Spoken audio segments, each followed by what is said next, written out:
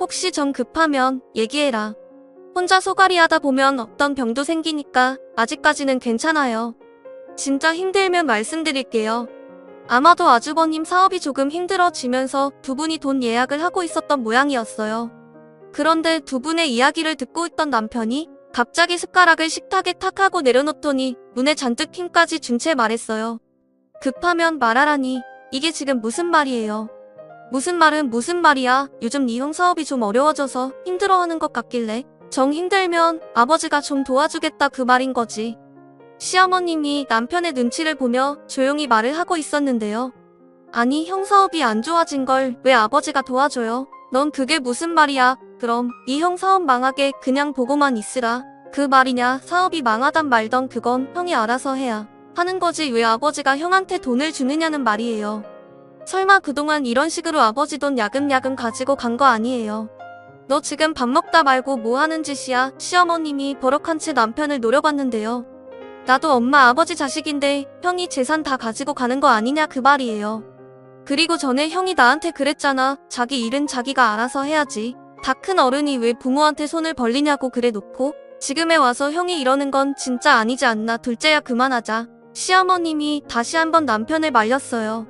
하지만 이미 눈이 돌아갈 대로 돌아간 남편에게 그 소리가 들리리 마무했습니다.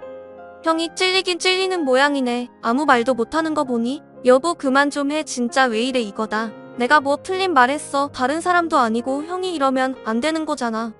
이건 뭐 나는 되고 너는 안 돼 그런 건가. 평소에 엄청 고상하고 정의로운 척하는 형도 결국 똑같네 뭐. 암튼 형 절대 아버지한테 손 벌릴 생각하지도 마. 명심해. 그랬다간 나도 가만 안 있을 테니까. 남편이 아주버님을 있는 대로 노려보며 외쳤는데요.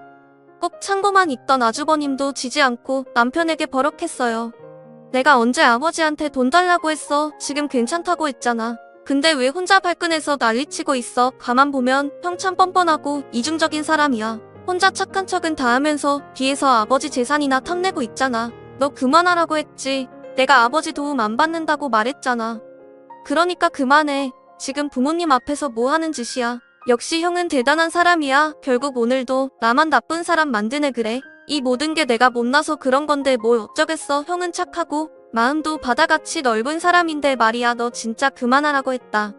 할 말 있으면 나중에 나랑 단둘이. 왜 형이 우리 집에서 제일 착한 사람인데 혹시 정체가 들통날까봐 그러는 건가. 역시 우리 형은 무서운 사람이야. 남편이 고개를 절레절레 흔들며 아주버님을 노려보고 있었고 결국 화를 이기지 못한 아주버님의 입에서 고함 소리가 터져나왔어요.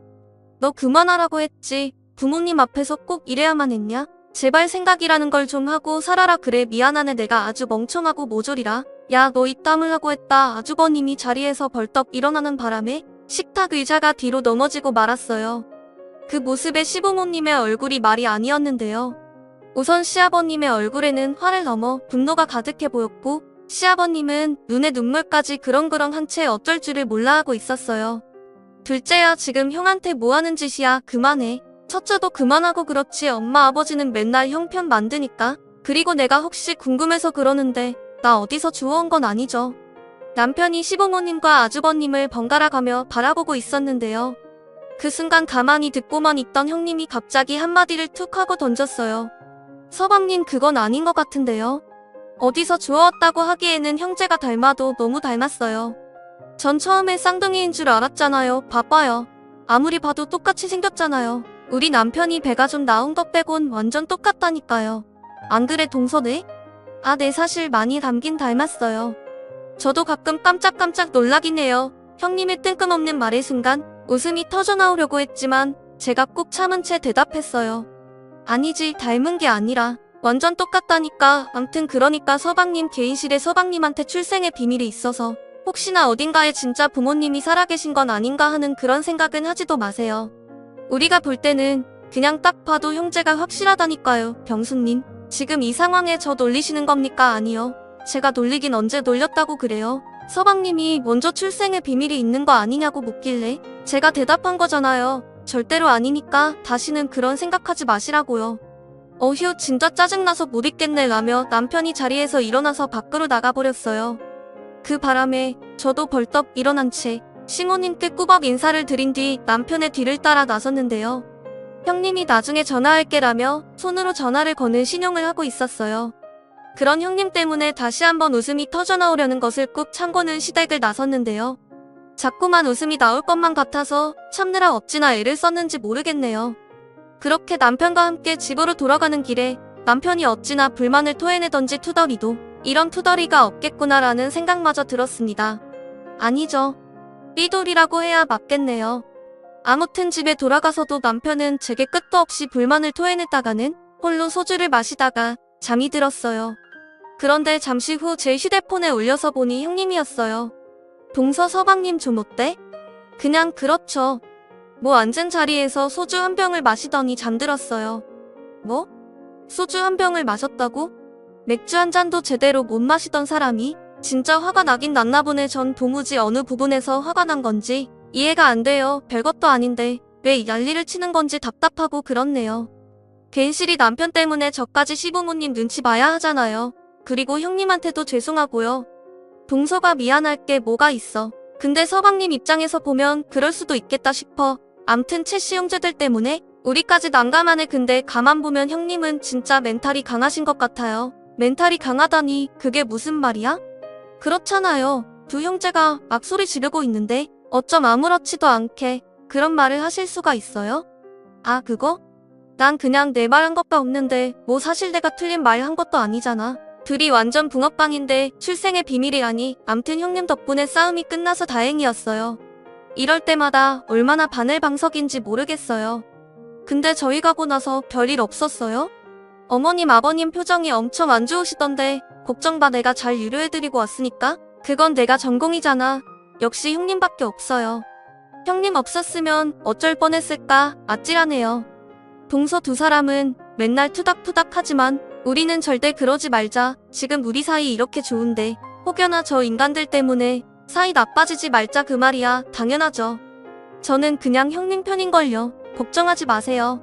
근데 아주버님 사업 많이 힘드신 것 같은데 어떡해요? 제가 어떻게 돈 좀 마련해볼까요? 괜찮아. 사업이라는 게 잘 될 때도 있고 안 좋을 때도 있고 그런 거 아니겠어? 지금 나도 벌고 있고 정 안 되면 친정에 말해서 돈 좀 빌려도 되고. 근데 아직 그 정도까지는 아니야. 그러니까 너무 걱정은 하지 마. 알겠어. 형님 그리고 항상 감사해요 라며 전화를 끊었는데요. 우리 시댁은 아주버님과 남편 두 형제가 전부입니다. 두 형제가 처음부터 사이가 안 좋았던 건 아니었어요. 우리가 결혼하고 한 몇 년 동안은 둘도 없는 형제 사이였거든요. 물론 형님도 성격이 참 유쾌한 분이라 저랑 형님 사이도 좋은 편이었고요. 하지만 어느 날부터 남편이 주식을 하면서 문제가 생기게 되었어요. 남편은 그냥 일반 회사를 다니는 사람인데요. 그 회사 사람들 대부분이 주식을 하는 모양으로 어떤 사람들은 회사 월급보다 주식으로 더 많은 돈을 번다고 했는데 아마도 그때부터 남편이 주식을 한 것 같습니다. 남편 말로는 대한민국에서도 몇 명밖에 모르는 어마어마한 정보를 자기가 들었다고 하면서 그 주식에 몰빵을 해야 한다며 가지고 있는 돈을 전부 다 투자해서 곧 사모님 소리 듣게 해주겠다는 말까지 했어요. 어느 날은 남편이 잔뜩 상기대체 말했거든요. 여보 우리 회사 최 과장님 말이야. 이번에 주식회사 대박 나서 외제차 뽑고 집도 큰 평수로 이사 갔대 여보. 우린 그냥 열심히 회사 다니면서 착실하게 저축하자. 솔직히 주식도 잘못하면 노름이나 다름없는 거잖아. 물론 잘 되면 좋겠지만 잘못되면 인생이 끝장날 수도 있는데 난 그냥 지금처럼 소소하게 행복을 느끼면서 조용히 살고 싶어. 사실 우리 정도면 아주 돈에 쪼잘리지도 않고 괜찮잖아.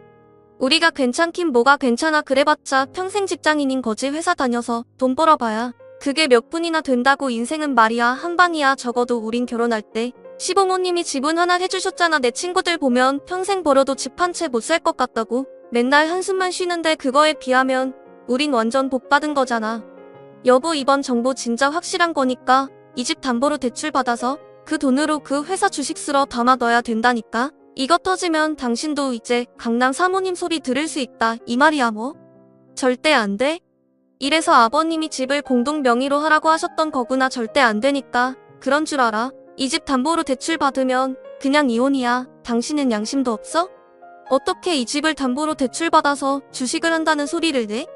절대 안 돼. 이 집은 절대 안 돼. 남편이 다시는 말을 꺼내지 못하도록 제가 최대한 단호하게 말을 했어요. 그런데 그 뒤에 남편이 시아버님을 찾아가서 돈을 좀 빌려달라고 했던 모양이었습니다. 주식을 한다고 돈을 빌려달라고 하면 시아버님이 절대 안 빌려주실 걸 알았기에 남편이 우리 친정 핑계를 댔다고 하네요. 그 내용이 아주 가관도 아니었는데요. 우리 친정아빠가 보증을 잘못 써서 집이 넘어가게 됐다고 했답니다. 남편의 말에 놀란 시아버님이 형님에게 전화를 해서 자초지종을 물었던 것인지 형님이 놀란 채 제게 전화를 했더라고요. 동서, 친정에 무슨 일 있는 거야? 갑자기 그게 무슨 말씀이세요? 이런 말은 나도 막 물어보기 좀 그래서 한참 고민하다가 전화했거든. 서방님 말로는 사돈 어르신이 보증을 잘못 써서 집이 넘어가게 생겼다고 말을 했다는데 이게 무슨 말이야? 네? 우리 아빠가요? 전 금시초문인걸요? 제가 친정에 전화 한번 해볼게요. 이게 무슨 일인지 모르겠네요. 라며 급히 친정에 전화를 해서 물어봤지만 역시나 엄마한테 한바탕 잔소리만 듣고 전화를 끊어야만 했어요. 보증은 뭔 놈의 보증이야. 뭐 우리 집 가훈이 뭔지 잊었어? 물론 잘 알지. 부모 자식 간에도 절대 보증을 썼지 않는다 잘 알면서 그런 걸 왜 묻고 난리야? 아니 그냥 혹시나 해서 말이야. 차마 우리 남편 이야기를 꺼낼 수 없었기에 급히 전화를 끊을 수밖에 없었습니다. 그렇게 곧 제 머릿속을 스치고 지나간 것이 있었는데요. 며칠 전 주식을 한다며 아파트를 담보로 대출을 받자던 말이 퍼뜩 떠올랐어요. 그리고는 제가 남편에게 전화를 해서 난리를 친 건 말할 것도 없었고요. 당신 진짜 미쳤구나. 정신이 나가도 보통 나은 게 아니야. 어떻게 이런 짓을 할 수가 있어? 내가 오죽했으면 그러겠어. 지금 회사 사람들 투자하고 난리도 아니란 말이야. 그래서 곰곰이 생각해봤더니 당신 말대로 집 한 채가 전 재산인데 그걸 담보로 하긴 좀 그런 것 같아서 아버지한테 말한 것뿐이야. 근데 나중에 주식으로 대박 나면 이자까지 쳐서 다 갚으려고 했어. 진짜 미쳤다 미쳤어. 그 돈을 어머님 아버님이 어떻게 벌었는지 그 누구보다도 잘 아는 사람이 그런 짓을 해? 여보 내가 이렇게 부탁할게. 제발 정신 좀 차려. 안 그러는 사람이 갑자기 왜 이러는 거야? 제가 남편을 몇 번이나 뜯어 말렸지만 남편은 들은 척도 하지 않았어요. 결국 제가 형님과 아주버님께 있는 그대로를 털어놓을 수밖에 없었습니다. 정신이 반쯤 나간 남편을 막는 방법은 그 방법밖에 없어 보였거든요. 그 뒤 집안이 발칵 뒤집어진 건 말할 것도 없었는데요. 시부모님이 우리 모두를 시댁으로 불렀거든요. 그런데 그날 가장 화를 많이 낸 사람이 아주버님이었어요. 내가 지금 제정신이야? 주식한다고 사돈 어르신까지 팔아가면서 엄마 아버지한테 돈까지 빌리려고 한 게 사실이야? 내가 떼먹으려고 그런 게 아니라니까. 요즘 은행 금리도 낮은데 이 주식 사놓고 몇 달만 기다리면 몇 배 아니 10배도 더 벌 수 있는데 이런 기회가 인생에 몇 번이나 오겠어? 넌 재수씨랑 애들 생각은 안 해? 왜 대박 날 생각만 하고 잘못될 수 있다는 생각은 못하는 거야? 그리고 엄마 아버지 돈이 내 돈이야? 내가 왜 그 돈으로 투자를 한다 만다. 난리야. 너 절대 엄마 아버지 돈에 손댈 생각도 하지 마. 아무리 생각이 없어도 그렇지 어떻게 그런 생각을 할 수가 있어? 그니까 형이야말로 뭔 상관이냐고. 혹시 내가 엄마 아버지 돈 다 가지고 갈까봐 불안해서 그런 거야? 넌 대체 뭔 말도 안 되는 소리를 하고 있어. 그렇잖아. 형도 사업 시작할 때 엄마 아버지한테 돈 빌려갔잖아. 근데 왜 난 안 된다고 하냔 말이야. 그거랑 이거랑 같아. 그리고 우린 차용증까지 썼고 그 돈도 이미 다 갚았어. 그니까 나도 빌렸다가 몇 개월 뒤에 다 갚는다니까? 그럼 되는 거잖아. 형은 되고 나는 안 된다고 하는 거 자체가 웃긴 거 아니야? 너 그러다 돈 다 날리면 어쩔 거야. 핸드폰도 아니고 몇 억씩을 그것도 듣도 보도 못한 회사 주식에 투자를 한다는 게 말이나 되는 소리야? 주식은 여유 돈으로 해야 하는 거지. 너처럼 이런 식으로 하다가 쪽박 차는 건 한순간이야. 내 친구 주영이도 주식 투자했다가 쫄딱 망해서 지금 가족들이 뿔뿔이 흩어져서 살고 있어. 나름 주식을 오래 했다는 주영이도. 그렇게 말아먹은 방국에 내가 무슨 수로 대박을 쳐. 그리고 고급 정부? 내가 알고 있는 고급 정부면 대한민국 국민 전부 아니? 전 세계 전 우주가 다 아는 정부야. 그러니까 앞으로 절대 주식 얘기 꺼내지도 마. 그때 아버지가 형한테 돈 빌려줄 때 난 아무 말도 안 했는데 형 진짜 너무하는 거 아니야? 남편과 아주버님이 집안이 떠내려가라 소리를 질러대고 있었어요. 결국 시아버님이 절대 돈을 빌려주지 않겠다고 선포했고 남편이 아주버님을 있는 대로 노려보다가는 시댁을 나왔는데요. 그 뒤부터 남편과 아주버님 사이가 점점 안 좋아져만 갔습니다. 둘이 만나기만 하면 남편이 사사건건 시비를 걸어댔거든요. 나중에는 아주버님도 남편과 말을 섞지 않으려고 했기에 두 사람을 제외한 나머지 가족들은 하루하루가 잡을 안 석일 수밖에 없었어요. 그날 또 남편과 아주버님을 화해시키고자 시어머님이 맛있는 음식을 준비해놓고 우리를 불렀던 건데 그 난리가 났던 겁니다. 결국 그동안 꾹 참고만 계시던 시아버님이 폭발하고 말았는데요. 며칠 후 우리 모두를 다시 불렀습니다. 니들 내 말 잘 들어. 형제라고는 딱 둘밖에 없는데 언제까지 이렇게 지낼 거야. 내가 시작한 게 아니라 형이 먼저 시작한 거잖아요. 시끄러워 둘 다 잘한 거 하나 없어라며 시아버님이 서랍장에서 무엇인가를 꺼내서 탁자에 올려놓으셨어요. 우리 모두는 시아버님이 올려놓은 것을 바라봤는데요. 자세히 보니 남편과 아주버님의 어린 시절 사진이었습니다. 갑작스레 어린 시절 사진을 보여주신 이유가 궁금했기에 시아버님과 사진을 번갈아가며 바라보고 있었는데요. 니들 잘 들어. 다음 주까지 이 사진 보고 느낀 점 생각해서 와. 그러니까 아버지 말씀은 이 옛날 사진을 보고 느낀 점을 말하라는 거예요? 그래, 다음 주 일요일까지 이 사진 보면서 니들이 뭘 잘못했는지 잘 생각해보고 느끼고 오라. 그 말이야. 아니 달랑 어린 시절 사진 한 장 주시고는 무슨 느낀 점을 말하란 거예요. 자세히 설명을 해주셔야 할 거 아니에요. 남편이 트달대고 있었는데요. 다음 주 일요일까지 이 사진 보고 내가 원하는 답을 찾아오는 사람한테 니들이 그렇게 좋아하는 돈을 줄 테니 그렇게 알고 있어 네? 그러니까 아버지 말씀은 그 답인가 뭔가를 찾아오면 돈을 주시겠다 그 말씀인 거예요? 아버지 저는 돈 괜찮다니까요. 남편은 아주 신이 난 채 말을 하고 있었지만 아주버님은 별 흥미도 없어 보였어요. 세상에 돈 싫어하는 사람이 어딨어. 아무튼 난 분명히 말했다. 다음 주까지 그 답을 찾아오는 사람한테 여기 통장에 있는 돈 전부를 줄 테니 그렇게 알고 있어. 라며 시아버님이 통장을 흔들고 계셨어요. 아싸 알았어요. 아버지 말은 이 사진 안에 답이 있다는 거잖아요. 그래 그 사진 안에 답이 있으니까 꼭 알아와야 한다. 그렇게 집으로 돌아온 남편은 모든 일을 제쳐놓고 사진만 뚫어져라 바라보고 있었어요. 여보 아까 형이 가지고 간 사진 봤지? 어땠어? 뭐가 어때? 아니 내 사진이랑 뭐 다른 거 있었냐고. 글쎄 장소는 똑같은데 사람만 달랐던 것 같은데 그치 아버지가 왜 이 사진을 줬던 걸까? 분명 같은 장소에서 찍은 게 힌트인 것 같은데 당신 말이야 형수님한테 전화해서 형이 얼만큼 알아낸다 한번 물어봐줘봐. 뭐? 지금 나보고 형님한테 전화해보란 말이야? 그래 지금 이 상황에 내가 전화를 할 순 없잖아. 싫어. 절대 싫어. 형님이랑 나는 항상 중립이니까 두 사람 싸움에 우리까지 끼워 넣지 말아줘. 우린 지금 충분히 잘 지내고 있거든. 제가 단박에 거절을 했습니다. 그렇게 남편은 몇 날 며칠 동안 사진만 바라보고 있었는데요. 도저히 답을 찾을 수가 없었던 모양으로 나날이 신경질만 늘어가고 있었어요. 하루가 멀다 하고 제게 형님한테 전화해서 물어보라고 닥달까지 했으니까요. 하지만 저는 그 일에 끼어들고 싶지가 않았기에 전혀 상관조차 하지 않고 있었습니다. 제가 보기엔 시아버님의 의도를 절대 알 수가 없을 것 같아 보였거든요. 결국 답을 찾지 못한 채 시아버님이 말씀하신 일요일이 되었고 남편이 초조한 얼굴로 시댁으로 향했는데요. 아마도 아주버님이 답을 찾았으면 어쩌나 하는 그런 마음인 듯해 보였습니다. 시댁에 도착해서 보니 아주버님도 딱히 답을 찾지 못한 모양인 것인지 여전히 사진을 뚫어져라 바라보고 있었습니다. 잠시 뒤 시아버님이 조용히 말을 꺼내셨어요. 그래 답을 찾아왔냐?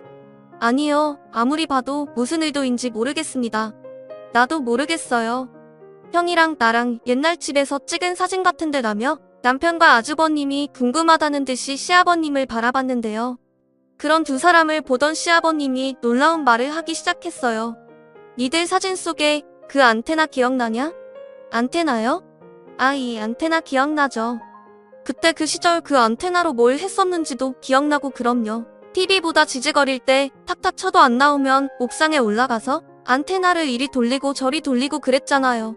그래 맞다 바로 그거야. 시아버님께서 손바닥으로 무릎을 탁 하고 내리치셨어요. 뭐야 그럼 형이 맞힌 거예요? 이건 아니지. 그건 나도 알고 있던 건데. 둘째는 조용히 하고 내 말 듣거라라며 시아버님이 남편을 노려봤어요. 그때 그 시절 우리가 얼마나 힘들게 살았는지도 기억나지? 그 사진도 옆집 박씨가 사진기 샀다고 기념으로 찍어준 거잖니 그랬죠. 그땐 우리 진짜 힘들게 살았는데 엄마 아버지 일하러 가시면 우리 둘이 메뚜기도 잡으러 다니고 국자에 설탕 넣고 연탄불에다 달고나도 만들어 먹고 그랬잖아요. 그때 생각이 나는지 아주버님 눈가가 촉촉히 젖어 있었어요. 그리고 아주버님의 말에 시아버님이 다시 말을 이어가셨어요. 그때 그 시절 TV에 있는 집들은 집집마다 안테나가 있었어. 바람이라도 심하게 불던 날이면 옥상이나 지붕 위에 있던 안테나가 돌아가는 바람에 가족 중 누군가 올라가서 안테나를 이리저리 돌리면서 전파를 잡아야만 했었지. 시아버님이 그때 그 시절 이야기를 시작하셨어요. 그렇게 남편과 아주버님 두 사람 중 한 사람이 옥상으로 올라가서는 큰 소리로 묻곤 했다는데요. 잘 나와? 아니, 왼쪽으로 조금만 더 돌려봐. 지금은 너무 돌렸어. 오른쪽으로 조금만 더 됐다 내려와 라며 안테나를 맞추곤 했답니다. 그 시절 생각이 나는지 시부모님과 남편 그리고 아주버님의 눈에 이슬이 맺혀 있었어요.